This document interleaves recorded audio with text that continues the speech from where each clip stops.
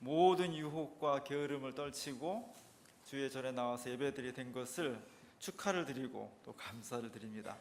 하나님 기뻐하실 거고요, 기뻐하시는 만큼 하나님께서 우리에게 크신 은총으로 응답해 주실 줄로 믿습니다. 지난 주간에 우리 교회 어르신들 중심으로 해서 영화를 봤습니다. 택시 운전사라는. 제가 오늘 보니까 어제까지 960 몇만 명이 돼서 오늘 1000만 명을 넘을 것이라고 그렇게 예상을 하고 있었습니다. 택시 운전사는 우리나라 현대사를 잘 그린 그런 영화고 우리가 반드시 봐야 될 영화라 수요 모임, 난 모임 하시는 분들 중심으로 해서 저희가 함께 영화를 아주 재밌게 감동적으로 잘 보았습니다. 특별히 저 영화는 제가 말씀드린 것처럼 우리 교회하고도 깊은 연관이 있어서 저 영화에 등장하는 힌츠 페터라는 독일인 기자에게 한국의 급박한 상황이 일어난 것을 알리면서 가서 취재를 하라고 그렇게 일본에서 권유했던 분이 우리 교회가 20여 년 동안 자매결을 맺고 있는 독일의 바인가르텐 교회의 목사님이셨죠. 폴 슈나이스 목사님이라는 한국 현대사에서 굉장히 빼놓을 수 없는 분이에요. 저분은 이 사건뿐만 아니라 유신시대 이후 전두환 독재 이런 가운데서 인권과 민주화 운동하는 데 있어서 정말로 많은 역할을 했던 정말 소중한 분입니다. 저분이 한 계기를 만들어 주셨어요. 좀 아쉬운 것은 사실 영화에 저런 부분이 나와야 되거든요. 한국 개신교회, 독일 개신교회 목사님이 한국 교회를 통해서 그 중요한 역할을 했다는 것이 영화에 나와야 되는데 이 한국의 지식인들이 한국 교회에 대한 너무나 많은 비판적인 시각을 가지고 있어서 실제 한 곳도 빼놓는 거예요. 만약 저 역할을 캐톨릭 신부님이 했다면 굉장히 장황한 장면으로 넣었을 거다. 근데 개신교 목사님이 했더니 빼놓는 거예요. 거기 그냥 다른 사람이 가봐라 그렇게 돼 있지 저 목사님이 한 거로 영화에 나오질 않습니다. 그런 면에서는 객관성이 좀 담보됐으면 더 좋았겠다. 그만큼 한국 교회가 요즘 한국 지성인들로부터 미움의 표적이 되고 있다는 것이 참 가슴 아프고 빨리 이런 것을 회복해야 되겠다는 그런 생각을 다시 한번 하게 됐습니다. 저기 나오는 주인공은 힌처 페터라는 독일인 기자인데요. 정말 자기 나라도 아니고 편안한 곳도 아니고 누가 꼭 가라고 명령한 것도 아닌데 정말 모든 사람이 빠져나갈 수밖에 없는 전쟁터 같은 그 위험한 상황을 어떻게 뚫고 들어가잖아요. 뚫고 들어가서 목숨을 걸고 거기서 매달리면서 정말 철저한 기자정신, 현장을 보고 현장을 기록하고 현장을 카메라에 담아서 그것을 목숨을 걸고 가지고 나와가지고 다시 전 세계에 알리는 그런 역할을 충실히 해냈습니다. 저도 기억에 저때 모든 지역을 다 통제를 했고 전화선 끊었고 기자 다 통제했고 언론을 다 통제했습니다. 그래서 저 고등학교 때는 진짜로 광주에서 폭동이 일어나는 줄 알아요. 폭도들이 나가가지고 간첩이 들어가서 사람들 막 이렇게 해서 했다고 생각을 했지 진짜 저런 민주화 운동이 일어났다고는 생각을 못했어요. 저런 분들의 헌신과 철저한 사명감, 기자정신이 있었기 때문에 오늘날 진실이 거짓을 이길 수 있고 빛이 어둠을 이길 수 있다는 희망과 가능성을 우리에게 전해주는 겁니다. 영화를 통해서 감동적인 것은 이런 일을 가능하게 했던 것은 택시 운전사가 도와줬기 때문이죠. 근데 저 택시 운전사가 특별한 사람이 아니었다는 거예요. 의식이 충만하거나 사회 민주화 운동을 내가 해야지, 군부 독재에 저항해야지, 역사를 헌신해야지 이런 생각 요만큼도 없던 사람이에요. 그냥 진짜 평범한 80년대 택시 운전사예요. 부인은 1년 전인가 2년 전에 병으로 먼저 세상을 떠났고 11살짜리 딸 혼자 키우는데 집도 없어갖고 사글세 살아. 4달씩 집사가 밀려가지고 친구 부인인 주인 아줌마한테 맨날 구박당하고 그렇게 살아요. 차가 택시가 개인 택시인데 60만 킬로를 너무 달렸는데 차 바꿀 생각을 못해. 돈이 없어갖고 맨날 돈 어떻게 하면 돈을 좀 벌어서 사글세도 내고 애 뭐 선물도 사주고 이런 생각으로 가득 찬. 근데 대학생들이 막 길에서 데모하는 것 때문에 택시가 막 가다가 길 막히고 가면 저놈의 새끼들이 대학 가가지고 공부나 하지, 무슨 데모냐고 막 욕하는, 정말 지극히 그 당시에 평범한 그런 사람인데, 이 사건을 경험하면서 우리 현대사의 가장 중요한, 보이지 않는 역할을 했다는 거죠. 아주 평범한 사람이 역사의 한 켠에 연관되면서 중요한 사명을 감당했다는 것이 소중한 생각이에요. 2시간이 넘는, 사실은 짧지 않은 영화인데 영화가 재밌습니다. 중간중간에 아주 재밌는 코드를 많이 넣었고, 사실 광주 항쟁이라는 처참한 소재를 가지고 재미를 잘 결합시켜 놓았는데, 제가 2시간 넘는 영화 중에서 가장 인상적인 장면이 있어요. 그 사람이 어떻게든 이제 광주에 들어갔잖아요. 가보니까 막 완전 뭐 사람 두드려 맞고 총에 맞고 뭐 난장판인 거예요.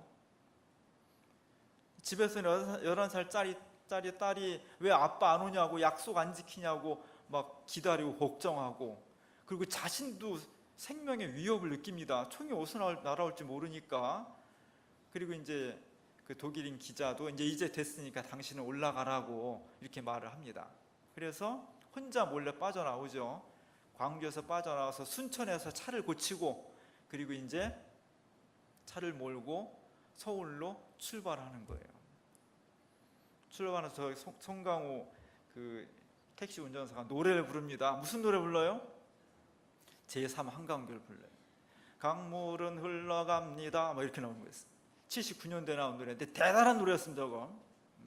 저 때는 뭐 CD도 없었고 뭐 브루투스 이런 게 없었기 때문에 택시 운전사들이 그냥 육성으로 혼자 무반주로 부르는 거예요. 막 불러 신나게.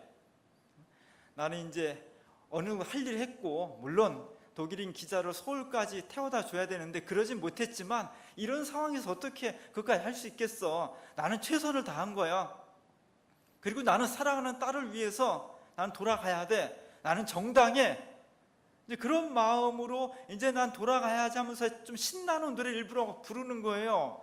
그러나 말은 안 하지만 속으로는 저 기자를 데리고 가야 되는데, 지금은 광주에서 학생들이, 노인네들이 총을 맞고 두드려 맞고 죽어가고 있는데 내가 저길 떠나서 나 혼자만 도망가도 되는 걸까? 집으로 가야 한다는, 이제 가게 되었다는 신나는 마음과, 한편으로는 다시 돌아가야 된다는 양심의 가책, 의식은 별로 없지만 소시민으로서의 어떤 책임감, 이 두 가지 마음이 저 사람 노래하는 것에 표현이 되어 있어요. 노래는 신나는데 그 노래하는 표정이나 마음은 막 갈등이 일어나는 거예요. 이게 힘든 거예요. 이 연기가 힘든 겁니다. 화내는 거라든지 슬퍼하는 한 가지 감정을 표현하는 건 쉬운데, 겉으로는 신나지, 그래 좋아, 속으로는 막 방황하고 갈등하고 두렵고 막 이런 것들이 얽혀있는 그런 감정을 저 노래 하나를 통해서 표현하는 거예요. 송강호는 베테랑이에요. 정말 연기를 잘하는 사람이에요. 깜짝 놀랐어요. 결국은 순간에 한 10초 20초 동안의 그 갈등 가운데서 차를 확 돌려서 다시 광주로 가죠. 저 장면이 저한테는 가장 인상적이었습니다. 우리 인생과 역사를 살아가는데 크고 작은 문제가 우리가 다가오면 사실은 갈등하는 거예요. 당위성, 내 어떤 기본적인 욕구와 그리고 내가 해야 될 사명 사이에서 끊임없이 갈등하면서 최종적으로 어디를 선택하느냐, 이게 중요한 거예요. 저 택시 운전사가 그냥 택시 운전사가 아니라 영화로 남는 택시 운전사가 될 수 있었던 것은 그런 갈등을 할 수밖에 없는 소시민이었지만, 마지막으로는 위험한, 죽을지도 모르는, 그러나 진실을 향해서 운전의 방향을 바꿨다는 것이 역사를 새롭게 하는 겁니다. 그게 인생을 새롭게 하는 거예요. 그게 저한테는 굉장히 감동적이었습니다. 끝나고 맛있는 밥도 먹었습니다. 17명이 밥을 먹었고요.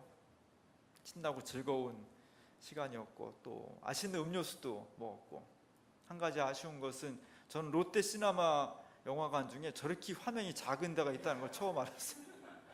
너무 조그만 거예요. 그래서 처음에 이걸 어떻게 영화 보나 그랬는데, 그래도 그냥 또 보니까 또 적응이 됐지만, 그래서 제가 잘 안 알아보고 그냥 간 것이 좀 미안하긴 한데, 다음에는 대빵 큰 거로 제가 모시겠습니다. 그래서 기대하시고 다음에 큰 영화관에서 한번 다시 좋은 영화를 봤으면 좋겠습니다.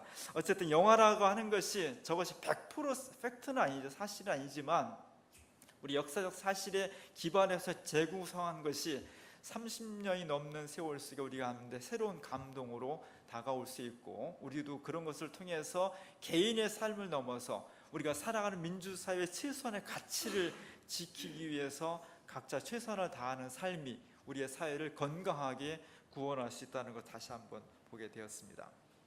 오늘은 이스라엘 백성들이 가나안 땅에 정착을 하게 되었는데 그 자체가 참 기적이었다.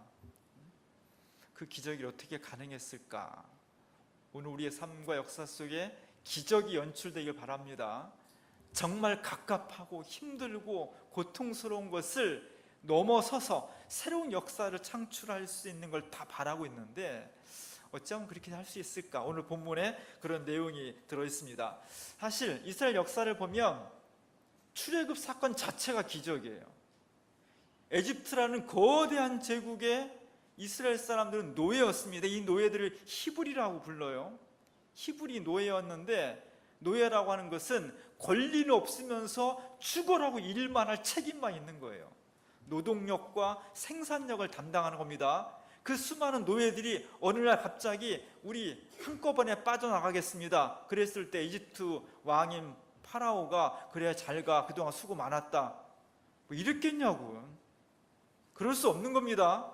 그렇게 할 수가 없는 거예요. 근데 결과적으로 이스라엘 히브리 노예들이 에집트라는 강력한 체제를 벗어나서 탈출했다는 거죠. 꼭 모세 영화처럼 홍해가 딱 앞에 나와 있는데 그냥 거대한 바다가 막 물이 오다가 딱 벽이 생기고 길이 한 번에 쫙 열리고, 꼭 그래야만 기적은 아니에요. 그렇게 나왔을 수도 있고 그렇게 안 나올 수도 있어요. 배 타고 나올 수도 있어요. 배 타고 나오면 기적이 아니겠냐고. 꼭 바다가 갈라져야만 기적이 아닙니다. 출애굽 사건의 기적의 핵심은 홍해가 갈라졌다는 게 아니에요. 노예라는 이스라엘 사람들이 그 사회 구조와 그 당시의 역학관계상 도저히 자유인으로 나올 수 없었는데 결과적으로 자유를 얻었다는 것이 기적인 거예요. 그게 놀라운 기적입니다. 이것을 출애굽 사건이 기록을 하고 있고요. 그 사건을 통해서 이스라엘 사람들은 이렇게 노예들, 어려운 사람들을 자유케 하신 분이 다른 분이 아니고 우리의 능력이 아니고 하나님의 권능이었다, 하나님의 사랑이었다, 그분이 여호와라는 분이다, 이 고백입니다. 그래서 계약을 맺어요. 우리는 오직 하나님만 섬기겠습니다. 너희가 나만 섬긴다면 내가 너를 책임져 줄게, 이렇게 약속을 하는 거예요. 이게 계약이에요. 그 계약에 문서를 만들고 도장을 찍은 게 십계명입니다. 구약성에 그런 기록이 들어와 있어요. 또 하나의 기적은 그 사람들이 에집트를 탈출했다고 해서 바로 행복한 새로운 신세계가 펼쳐진 건 아니었습니다. 광야에서 40년을 방황했고요. 그들이 그렇게 가고 싶다 했던 가나안 땅은 젖과 꿀이 흐른다는 땅이었지만 사실은 그곳이 빈 공간이 아니었다는 거죠. 그곳에 이미 가나안 사람들이 오래전부터 살고 있었습니다. 그 땅은 비옥한 땅이에요. 그래서 역사가들은 저 지역을 비옥한 초승달 지역이라고 해요. 세계 4대 문명이 저곳에 발생을 했습니다. 지금 이란, 이라크 지역에 메소포타미아 문명이 발생을 했고 왼쪽에 에집트 문명이 발생했습니다. 나일강에서. 이 거대한 두 문명이 서로 연결이 되는 지점, 그곳이 비옥한 지점이에요. 그 모양이 초승달처럼 생겼다고 해서 강을 따라서 이곳을 비옥한 초승달 지역이라고 합니다. 이곳은 모든 사람들이 살고 싶어하는 지역이에요. 우리가 가능하면 분당이나 판교나 강남에서 살고 싶듯이 모든 사람이 우리도 저기서 살아봤으면, 왜? 땅이 비옥하니까 농사가 잘 되는 거예요. 닭을 키워도 살이 막 찌는 거예요. 농사가 잘 되니까 생산물이 남는 거예요. 잉여 생산물이 생기니까 거기서 문화가 발전해. 무기가 발전하고 과학이 발전하고, 그리고 사람들이 잘 먹으니까 어떻게 해요? 기골이 장대한 거예요. 뼈가 굵고 키가 크고 알통이 막 나오고. 거기에 비하면 이스라엘 사람들은 40년 동안을 광야에서 생활했습니다. 광야는 물도 없는 곳이에요. 먹을 게 별로 없는 곳이에요. 물론 하나님이 만나를 내려주셨다고 하지만 여러분 하루 세 끼 만나 먹고 살 수 있겠어요? 과자 같은 건데. 매출하게 주셨다고 하지만 어쩌다 주시는 거지. 그러니까 늘 사실은 풍족하지 못했습니다. 늘 옮겨 다녔으니까 불안했어요. 그래서 이 사람들이 가나안 땅에 들어가 보려고 했는데 딱 가보니까 함부로 들어올 때가 안 되는 거예요. 그래서 40년을 못 들어오고 기다린 거예요. 마침내 40년 후에 이 사람들이 들어가게 돼서 딱 들어가 보니까, 정탐을 해보니까 와서 보고하는데 그 땅은 너무너무 좋은 땅입니다. 포도가 막 이만하고 양이 막 살이 찌고, 거기서 잘 먹고 잘 사는 가나안 사람들은 키가 이만하고요, 우리보다 막 팔뚝이 하나 굵고 머리 하나 더 있습니다. 그 사람들과 싸우려면 우리는 거기에 비하면 뭐 같아요? 메뚜기 같다는, 메뚜기. 이것이 좀 과장된 문학적인 표현이지만 사실 그 당시 이스라엘 사람들이 느낀 두려움과 연약함은 전혀 과장이 아닌 거예요. 너무너무 자기를 초라한 거예요. 이 힘으로는 도저히 가나안 땅에 아무리 들어가고 싶어도 들어갈 수가 없는 겁니다. 과학적으로 현실적으로 불가능한 일이에요. 근데 성경은 어떻게 기록하고 있냐? 들어갔다는 거예요. 이게 기적이에요. 우여곡절이 있었지만 객관적으로 들어갈 수 없는, 가능하지 않는 일이 이루어진 겁니다. 이게 기적이에요. 오늘 성경은 그 기적을 기록하고 있는 겁니다. 어떻게 하면은 이런 기적이 일어날 수 있을까? 사실 우리가 인생을 살아가면서 보면 히브리 노예들이 애굽을 탈출한 것보다, 또 이스라엘 백성들이 40년 만에 가나안 땅에 들어간 것에 비하면 오늘 우리가 고민하고 갈등하고 괴로워하고 힘들어하는 문제들은 사실은 요것밖에 안 해요. 조금만 것도 안 해요.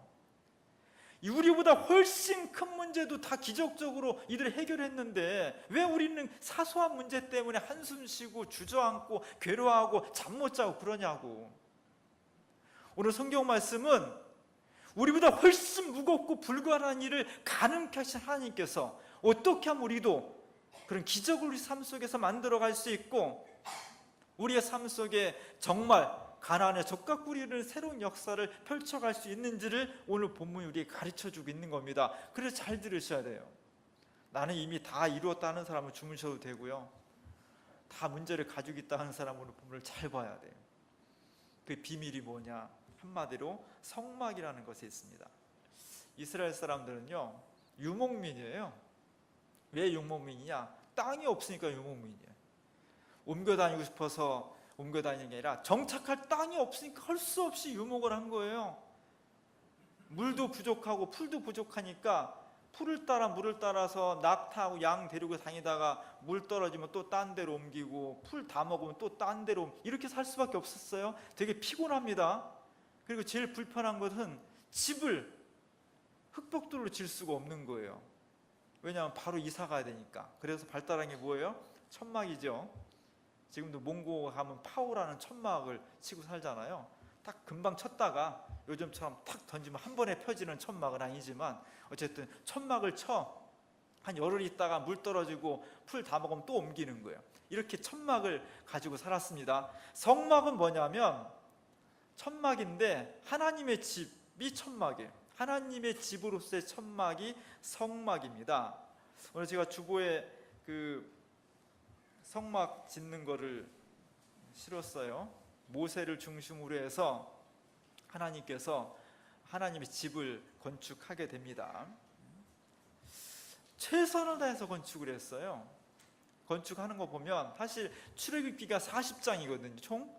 근데 34장부터 40장까지 6장을 성막을 짓는 얘기로 할애하고 있어요. 모양은 어떻게 했고, 그 다음에 재료는 뭘 하고, 색깔은 어떻게 하고, 굉장히 자세하게 기록을 해요. 그만큼 이스라엘 사람들에게 이 성막은 굉장히 중요한 거예요. 나중에 솔로몬이 지은 예루살렘 성전이나 그 나중에 헤롯이 지은 성전에 비하면 이 하나님의 성막은 무지하게 초라한 거예요. 그렇지만 이스라엘 사람들에게는 너무너무 중요한 겁니다. 그들 다 집에 있는 보물 가져왔고요, 색색 실도 가져왔고, 가죽도 가져오고, 별별 거 다 가져왔습니다. 그리고 재능 있는 사람은 기꺼이 자기 온갖 재능을 다해서 성막을 짓는데 최선을 다했다는 겁니다. 건축은 이렇게 해야 돼요. 하나님의 집의 건축은 내가 가지고 있는 모든 것, 내가 가지고 있는 모든 정성, 모든 열정을 다 모았을 때 건축이 이루어지는 겁니다. 그러지 않았을 땐 건축이 문제가 생겨요. 오늘 하나님의 성막은 비록 지금 우리의 눈으로 보면은 휘황찬란한 것은 아니었지만 그 당시 사람들은 이 성막을 건축하기 위해서 최선을 다했다는 겁니다.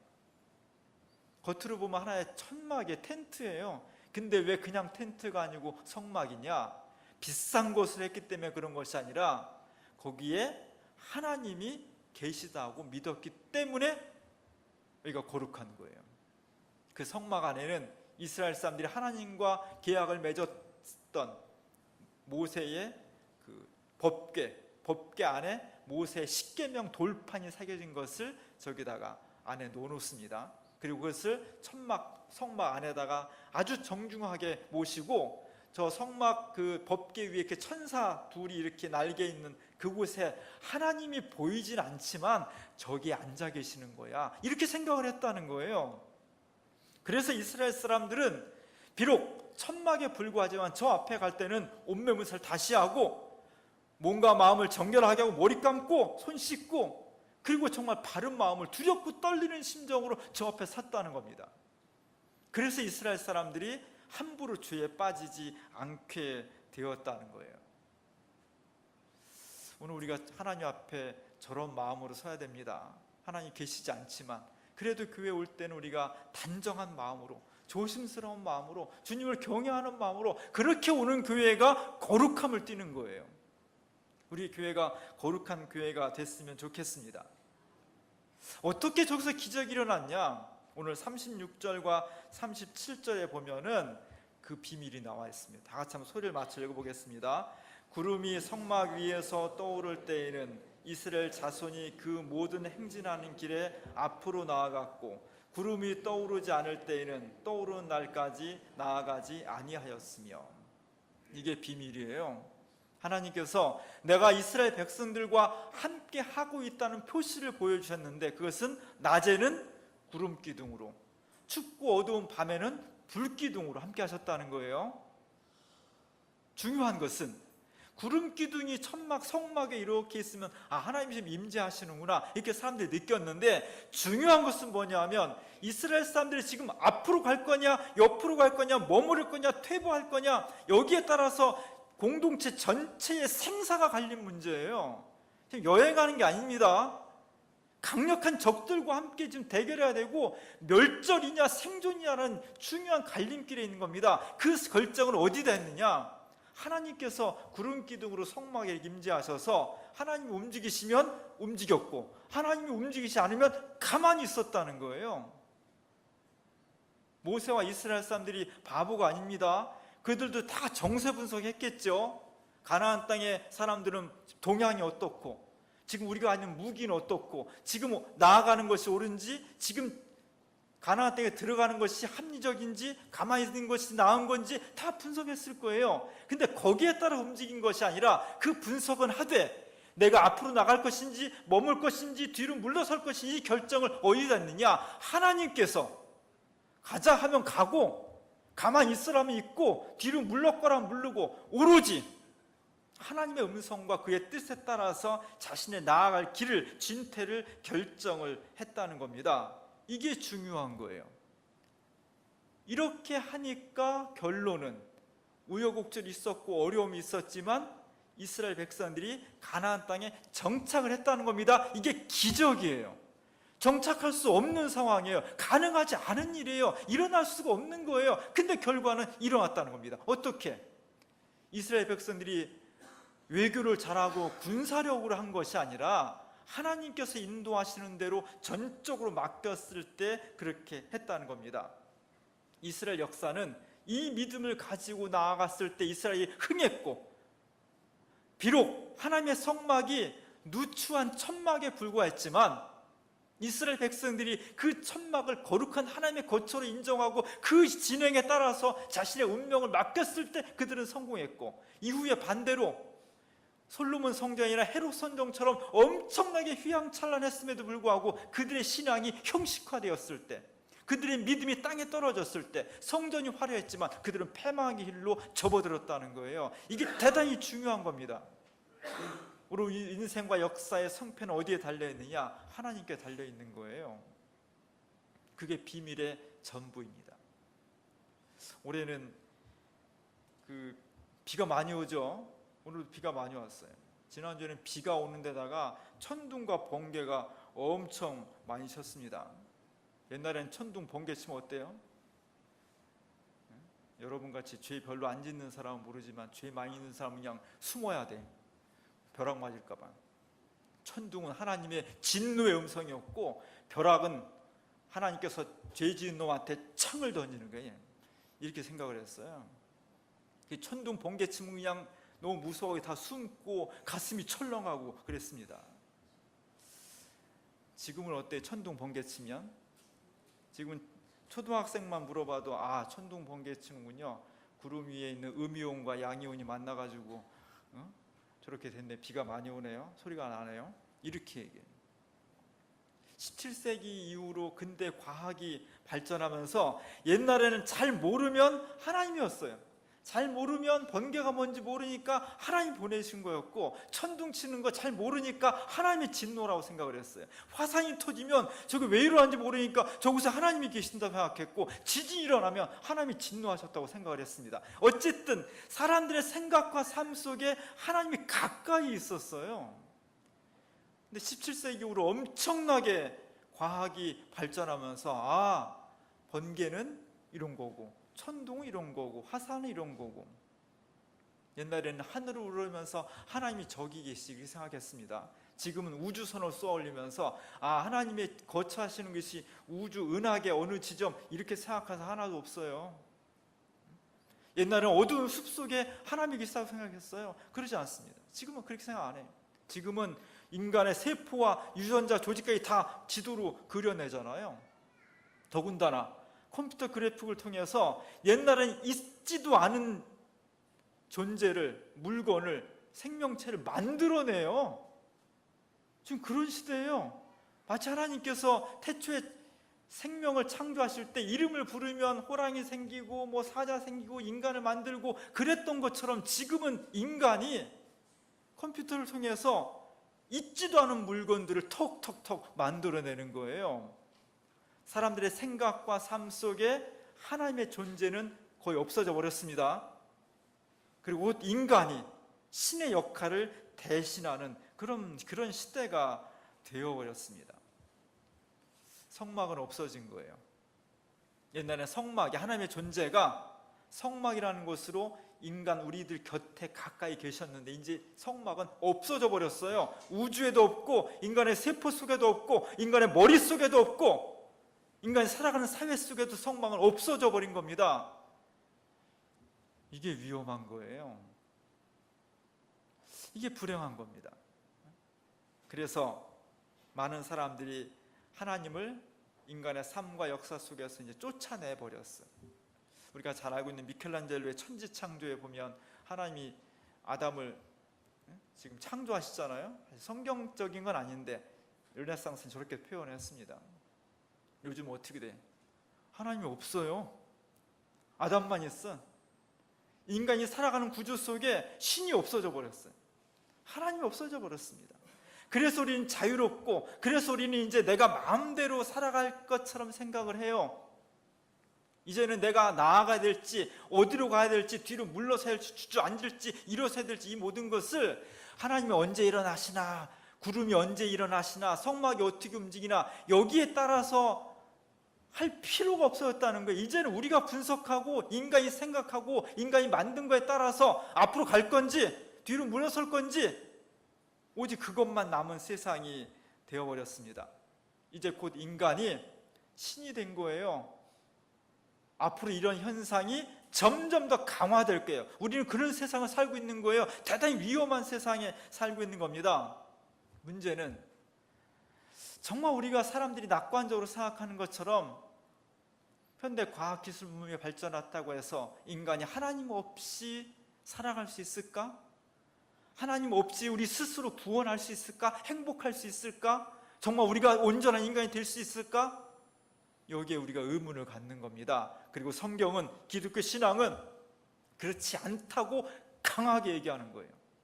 아무리 과학기술 발전하고 아무리 우주선을 쏘아 올려서 우주를 지배하고 인간의 게놈 프로젝트를 완성하고 인간이 새로운 생명을 창조할 수 있는 능력이 있다 할지라도 그곳에 성막과 같은 하나님의 존재가 계시지 않다면 그 인간의 문명은, 그 인간의 인생은 행복과 평화로운 것이 아니라 죽음과 파멸로 끝장날 수밖에 없다는 것이 성경 전체가 얘기하는 거예요. 다양한 방식으로. 그리고 오늘 우리가 세상을 향해서 선언하고 강하게 주장해야 될 얘기는 바로 여기에 있는 거예요. 하나님이 함께 하시지 않으면 인간의 쌓아놓은 모든 바벨탑이 다 한순간에 무너질 수밖에 없다는 거예요.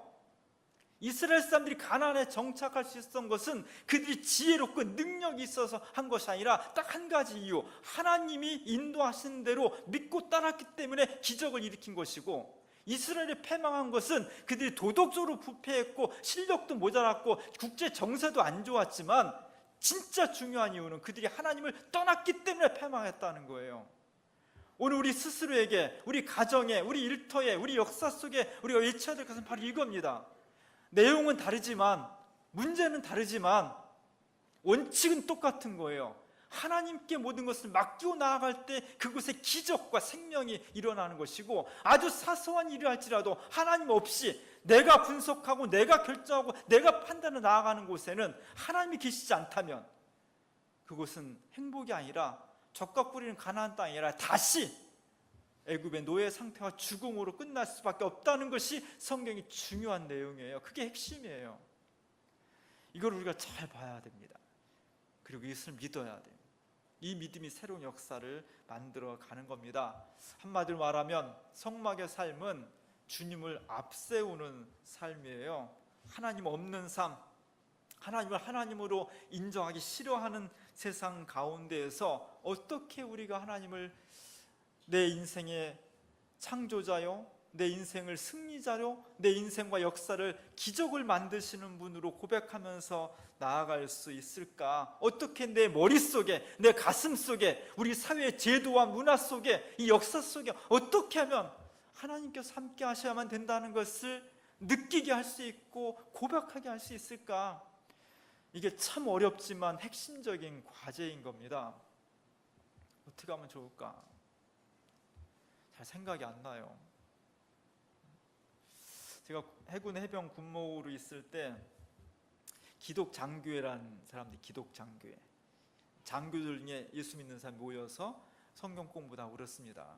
제 기억에 그들이 모이면 자주 하던 말이 이런 말이 있어요. 기도보다 앞서지 말자, 하나님 말씀보다 앞서지 말자, 성령보다 앞서지 말자.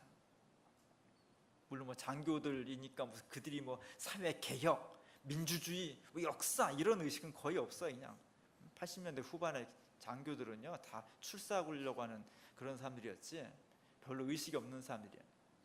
그래서 별로 그때는 감동적이지 않았습니다.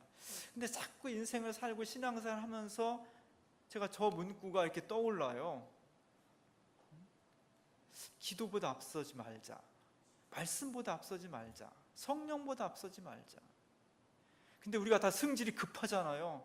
기다리질 못해요. 하나님께 구하지 않고요, 내가 생각하고 내가 판단한 대로 그대로 치고 나가지, 무슨 뭐 기도할 여유가 어디 있고 말씀 언제 거기서 원칙을 찾고 하나님 어떻게 합니까? 기다리지 않는다니까. 성령의 인도하심을 기다리지 않아요. 그냥 내가 분석하고 내가 경험하고 내가 생각한 대로 판단하고 그냥 나가는 거예요. 그게 성공할 수 없다는 겁니다. 오늘 이스라엘 백성들이 똑똑한 사람들이 아니에요. 강한 사람들이 아니에요. 노예들이에요. 역사적으로 메소포타미아 문명과 이집트 문명 사이에서 사실은 나고자들입니다. 근데 그들이 새로운 역사의 주인공이 될 수 있었던 것은 딱 한 가지예요. 기도보다 앞서지 않았다는 겁니다. 하나님 말씀보다 앞서지 않았다는 겁니다. 성령보다 앞서지 않았다는 겁니다. 성막이 움직이는 대로 떠나갔지, 하나님 여기 계십시오, 우리가 먼저 하겠습니다, 이러지 않았다는 거예요. 그렇게 했을 때 망했다는 거예요. 오늘 주님 앞에 열심히 기도했으면 좋겠습니다. 내가 정말 힘들고 어려운 문제를 가지고 어렵고 급하고 중요할수록 내가 먼저 튀어나가는 것이 아니라 하나님 앞에 나와서 기도했으면 좋겠습니다. 하나님, 어찌하면 좋습니까? 저한테 응답해 주십시오. 말씀을 읽고 말씀 속에서 내가 나아갈 방향과 결단을 찾는 거예요. 시간이 걸리죠. 성령의 역사하심을 구하고 성령이 나를 감동 감화하실 때까지 기다리는 거예요. 다른 사람들은 야, 급한데 시간이 없는데 왜 그러고 있어? 빨리 해야지. 빨리 해도 모자라. 이렇게 재촉할 겁니다. 그러지 말자는 거예요. 더디지만, 급하지만 하나님께 나를 맡기면서 하나님, 저에게 응답해 주십시오. 제가 기도합니다. 응답해 주십시오. 말씀해 주십시오. 성령을 인도해 주십시오. 물론 우리가 기도한다고 하나님께서 우리 귀 속에 대고서 이렇게 해라 저렇게 해라, 우리 눈앞에 구름 기둥이 나타나가지고 나 따라와라, 이러지 않습니다. 그러나 우리가 정말 그런 신앙 고백을 가지고 기도하면서 말씀에 우리 귀를 기울이고 성령의 인도하심과 역사하심에 나를 맡긴다면 하나님께서 여러 가지 방식으로 우리의 길을 친히 인도하셔요. 내가 그 안에 있다는 것을 느끼게 돼요. 그리고 하나님의 응답이 우리에게 이루어지는 겁니다. 우리가 믿음을 갖고 기도하고 응답받고, 이 순환, 이 체험, 이 신앙의 패턴들이 우리를 구원하는 거예요. 그랬을 때 우리가 진정 3000년 전에 이스라엘 사람들이 성막으로 하나님이 우리 곁에 계시는 거라는 것을 느끼고 체험했듯이, 오늘 21세기 이 과학주의 시대에, 이 정말 똑똑한 인간들의 시대에 하나님의 존재를 어떻게 우리가 체험할 수 있느냐? 그것은 여러분이 가지고 있는 과제가 개인적인 것이든 역사적인 것이든 다 하나님을 가지고 나와서 기도하고, 우리가 응답해 주십시오 기다리고, 그 응답을 받고 또 기도하고, 이 과정이 계속 이루어질 때 우리의 삶이 하나님 앞에서 온전해질 수가 있는 겁니다. 이것이 기적의 비밀이에요. 오늘 이스라엘 백성들이 그걸 해냈습니다. 오늘 우리도 그런 신앙으로 새로운 역사와 인생을 만들어 가야 되겠습니다. 여러 가지 과제를 가지고 있는데 열심히 기도하고 열심히 주님 앞에 호소하고 주님이 나에게 응답하신 것을 기다리시기 바랍니다. 철저하게 주님 뜻대로 살겠습니다는 결단 가운데 주님을 만나시기 바랍니다. 그곳에 내가 아무리 연구하고 밤새 노력하고 별 인맥을 다 동원하고 지혜를 짜내서도 할 수 없었던 놀라운 기적이 그 앞에 기다리고 있는 겁니다. 이 역사가 우리 가운데 이루어질 수 있기를 주님의 이름으로 간절히 축원합니다. 기도하겠습니다.